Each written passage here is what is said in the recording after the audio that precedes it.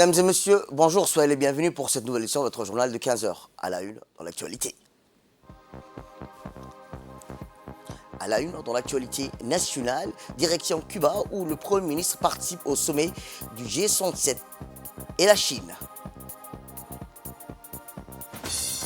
Et enfin, dans l'actualité internationale, en Libye, les espoirs de retrouver des survivants s'amenuisent. C'était le titre. Merci si vous nous rejoignez. Direction Cuba, où je vous le disais, le Premier ministre, M. Abdelkader Kamel Mohamed, a entamé sa dernière visite officielle à Cuba par sa participation au sommet du groupe 77 plus la Chine, dont les travaux ont débuté hier et se poursuivent jusqu'à aujourd'hui. Ainsi, le président de la République de Cuba, M. Miguel Díaz-Canel, a accueilli les délégations de 77 pays participant à ce sommet et a prononcé un discours inaugural dans lequel il a évoqué la nécessité de promouvoir le partenariat Sud-Sud et les voies et moyens de renforcer davantage les relations de coopération entre les pays du Sud global qui composent ce groupe. Le thème retenu pour cette rencontre, rappelons-le, concerne la science, la technologie et l'innovation comme moteur du développement durable. A noter aussi la présence de ce sommet du secrétaire général de l'ONU, M. Antonio Guterres, qui a fait un discours historique sur l'état actuel du monde dans lequel il a appelé les pays membres du groupe 77 plus la Chine à continuer la lutte pour un monde plus juste et inclusif pour tous. Il les a décrits comme étant des champions du multilatéralisme et a incité sur la transition inéluctable vers un monde multipolaire. Tous les chefs d'État et de gouvernement participent à ce sommet et ont prononcé des discours sur les thématiques insistant sur les efforts déployés par leurs pays respectifs pour investir dans la recherche scientifique et technologique afin de réduire progressivement l'écart entre Nord-Sud. De son côté, le Premier ministre a fait une allocution dans laquelle il a d'abord remercié le président cubain de l'accueil chaleureux qui lui a été réservé, de même qu'à sa délégation depuis l'arrivée à La Havane. Il a abordé les défis du développement durable, les rôles de la science, de la technologie et de l'innovation, les inégalités entre le Nord et le Sud qui ne cessent de se creuser. Pour illustrer ce fossé, il a pris exemple de la crise de Covid-19 et les difficultés rencontrées par les pays issus majoritairement du groupe 77 plus la Chine pour se procurer des médicaments dont les brevets sont exclusivement détenus par les pays les plus développés. Par ailleurs, il a mis en exergue le fait que le progrès scientifique et technologique de ces pays du Nord n'ont pas malheureusement bénéficié aux pays du Sud qui restent vulnérables face aux conséquences dévastatrices des crises multidimensionnelles, du Covid-19, changement climatique, crise énergétique, inflation, ou entre autres. Eh bien, ensuite, le Premier ministre a eu un entretien avec Kamina Johnson-Smith, ministre jamaïcaine des Affaires étrangères.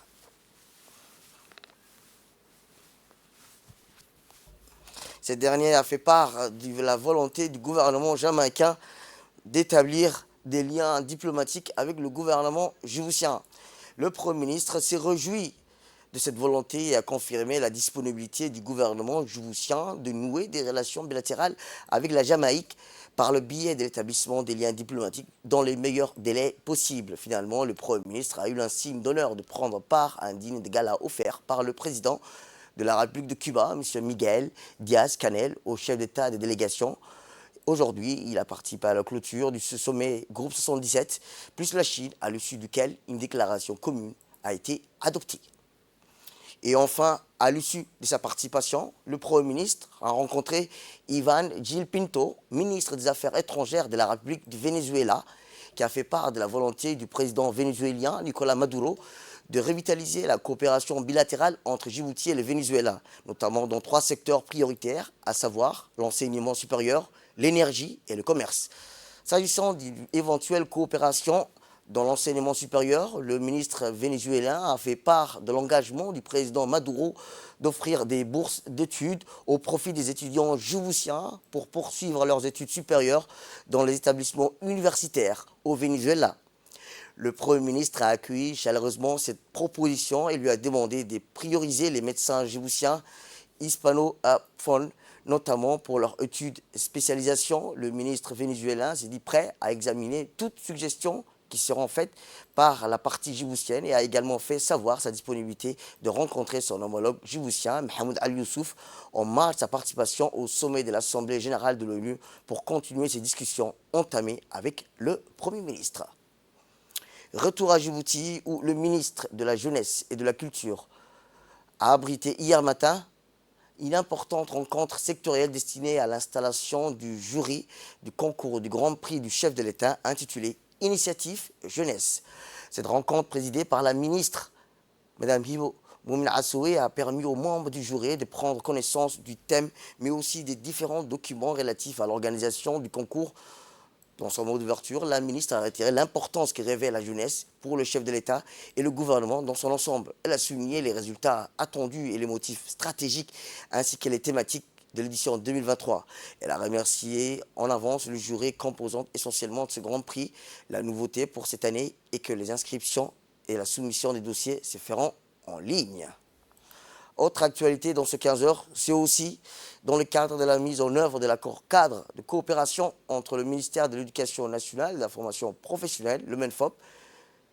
M. Emmanuel Baye, chargé de coopération internationale du ministère de l'Éducation nationale et de la jeunesse française, a coprésidé avec Mme Claire Lacam, inspectrice de l'Éducation nationale, anglais lettres, rectorat de Poitiers, la signature de la convention entre le lycée Camille Guérin et l'école d'excellence de Djibouti en présence de M. Rachid Abdullah Miguel, proviseur de l'école d'excellence, et la proviseure du lycée Camille Guérin, Mme Sabine Dubernard.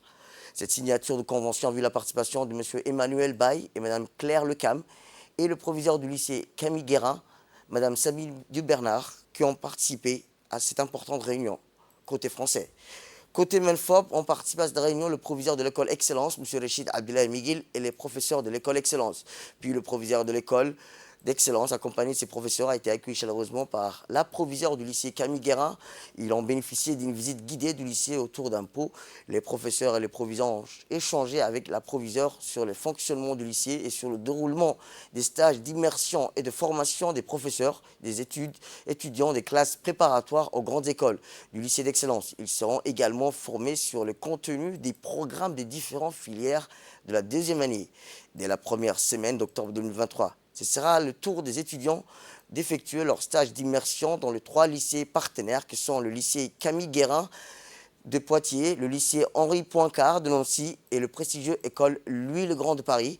Ce sera un moment très bénéfique pour ces étudiants qui pourront assister à des enseignements dispensés par les professeurs des lycées partenaires, mais surtout ils auront l'occasion d'échanger avec leurs camarades français sur les enjeux liés au sujet des concours et les investissements personnels qui seront attendus pour réussir au grand concours des grandes écoles.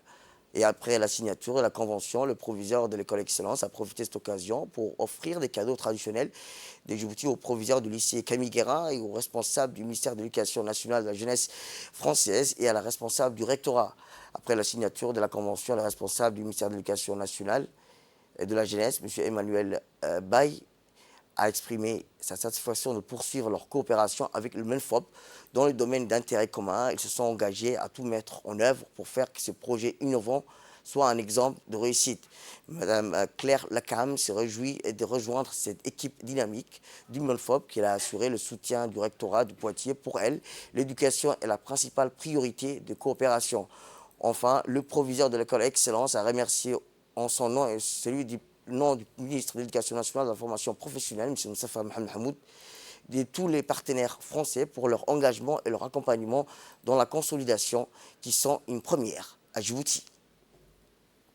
Retour à Djibouti ou direction le sud du pays, toujours dans le cadre des activités estivales du ministère de la Jeunesse et de la Culture, le CDC d'Ali Sébié a abrité mercredi dernier la cérémonie de clôture de la formation sur l'entrepreneuriat des jeunes avec la remise des attestations couronnant cet apprentissage qui a débuté le 2 août dernier. L'événement s'est déroulé en présence du député de la région, Hassan Omar Absi, ainsi que d'autres personnalités de la ville de Aska. Cette formation dispensée par le formateur Ayoub Ahmed Awale ont bénéficié de 30 jeunes filles et garçons qui ont été outillés des différents modules de montage de projets tels que la personnalité des entrepreneurs, le profit d'entrepreneur, le calcul du marché, le business model Canvas, l'efficacité et la durabilité. Cette formation de montage de projet est organisée par le CDC d'Ali Sébié en collaboration avec l'association des jeunes leaders de la préfecture d'Ali Sébié, dans le but d'initier les jeunes à rédiger eux-mêmes leurs projets avant de se projeter dans le monde actif de l'entrepreneuriat, la vie associative ou commerciale et ainsi renforcer les capacités des jeunes en leadership économique. Les heureux récipiendaires ont reçu des mains des personnalités et officiels présents sur place les attestations. On reste toujours à Ali Sébié où des fortes pluies ont largement arrosé hier la ville Assejouk. Ces pluies d'eau ont d'un seul coup balayé la chaleur intense et étouffante habituelle de ce mois de septembre de la saison chaude. Au chef-lieu de la ville d'Assejouk, les Assejouk ont vu la chaleur caniculaire fortement diminuer. Les autorités de la région ne déploient rien d'alarmant. L'air et l'atmosphère sont devenus doux grâce aux précipitations régulières. La ville est plongée dans un temps de saison fraîche. Les écoulements d'eau dans les louettes et dans les ruelles des quartiers ont redonné la terre à un aspect propre, donc vierge. Direction le nord du pays suite aux fortes pluies torrentielles qui se sont abattues ces derniers temps dans la région de Tadjoura.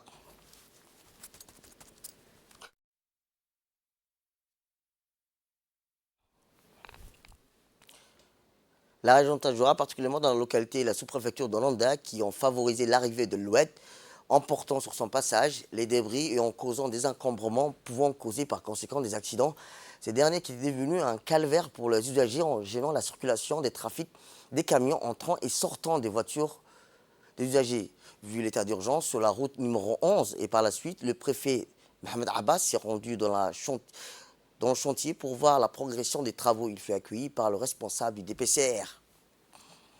Après inspection et évaluation de l'équipe technique du DPCR, le responsable du corridor nord, Ismaël Hamad,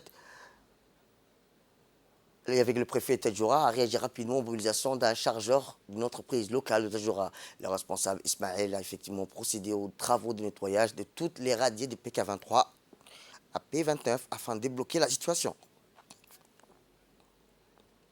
Eh bien, le préfet Mohamed Abbas a félicité le DPCR plutôt pour déduire ne ménage pas ses efforts pour rétablir l'état de la route à la normale afin de permettre aux usagers de rouler confortablement tout au long du corridor et assurer également la sécurité des biens et des personnes. Écoutons-le. Suite à une intempérie qui a provoqué, accompagnée d'une pluie diluvienne, qui a provoqué beaucoup de débris sur les radiers de la route, le DPCR a procédé au nivellement de plusieurs sites. C'est-à-dire, depuis ce matin, ils sont en train de niveler toutes les radiers qui ont été provoquées lors de crues de l'Oued. On demande à ce que le DPCR puisse procéder le plus tôt possible à tout moment que la route pose des problèmes. Les difficultés liées aux intempéries provoquent énormément le dérèglement de la route suite aux oueds. Les véhicules issus de marchandises et d'autres véhicules légers ont du mal à circuler lors de ces événements. Eh bien, on reste toujours au nord, mais on change de région, direction la région de Hayou, où l'association sportive Dobok a tenu ce vendredi son assemblée générale annuelle, le FC Obok de Hayou, dans la salle délogée du conseil régional de Bok. L'événement a tout d'abord débuté par une présentation bref du bilan par les membres du comité exécutif. L'événement a été marqué par une rétrospective de l'année écoulée ainsi que des discussions passionnantes sur les perspectives et les projets futurs de l'équipe. L'assemblée a également vu la réélection unanime du président sortant, Dato Gas, qui a renouvelé quant à lui sa confiance à son bureau exécutif. Le point culminant de l'Assemblée a été l'élection du président Dato Gas, dont le mandat arrivait à son terme et a été réélu à l'unanimité par le président d'Obok, un témoignage de la confiance et du respect qu'il a gagné au fil des années en tant que leader sportif de la région. La séance a été présidée par l'élu local chargé de la commission des sports du conseil régional d'Obok, en l'occurrence M. Ali Hassan Miriki. Le président d'Atogas a exprimé sa gratitude envers les membres de l'association et les habitants d'Obok pour leur soutien continu au FC Obok. Il a souligné l'importance du football en tant que force unificatrice dans la communauté et a évoqué les réalisations notables de l'équipe au cours de l'année précédente. Pour terminer son allocution, le président n'a pas manqué à l'occasion d'adresser en son nom et au nom de toutes les populations obokoises ses vifs et sincères remerciements à l'endroit de tous les sponsors partenaires qui ont participé à l'émergence du FC Obok durant ces 2 dernières années. Et dans l'actualité internationale, en Libye, je vous dis dans le titre, les espoirs de retrouver des survivants dans la ville libyenne de Derna s'amenuisent 6 jours après les violentes inondations qui ont dévasté la ville et ont causé la mort des milliers de personnes. Selon un dernier bilan du Croissant Rouge, la catastrophe a fait plus de 11 000 morts dans la ville côtière de Derna. Le déluge survenu dans la nuit de dimanche à lundi a entraîné la rupture de 2 barrages en amont, provoquant une crue fulgurante de l'ampleur d'un tsunami le long de l'Oued qui a traversé la cité, emportant tout sur son passage. Les flots ont laissé un paysage en désolation et une grande partie de la ville sur les 2 rives de l'Oued apparaît comme foudroyée par un puissant séisme. Des bâtiments entiers ont été emportés par les flots, d'autres sont à moitié détruits. Des voitures sont fracassées contre le mur. Avant la catastrophe, la ville comptait plus de 100 000 habitants. Au moins 10 000 personnes sont portées disparues selon l'ONU, alors que le bilan exact des victimes n'est toujours pas connu. Toujours dans l'actualité internationale, 2 cosmonautes russes et une astronaute américaine sont arrivés à l'ISS pour prendre la relève d'un trio américano-russe. Le cosmonaute russe chevronné Oleg Kononenko et son camarade Nikolai Tchoub, ainsi que l'astronaute de la NASA qui ont quitté heure prévue 15h44 GMT en pleine nuit, le cosmodrome russe Baïkonour et Kazakhstan à bord de fusée Soyouz MS-24. L'équipage est arrivé à l'ISS 3 heures plus tard, a annoncé l'agence spatiale russe dans un communiqué. Ce lancement intervient au moins d'1 mois après la perte de la sonde lunaire russe Luna 25 qui s'est écrasée sur la Lune en août dernier. Les 3 spationautes vont prendre la relève russe. C'est tout pour cette édition. Merci à vous de nous avoir suivis. Restez avec nous pour la suite de nos programmes télévisuels.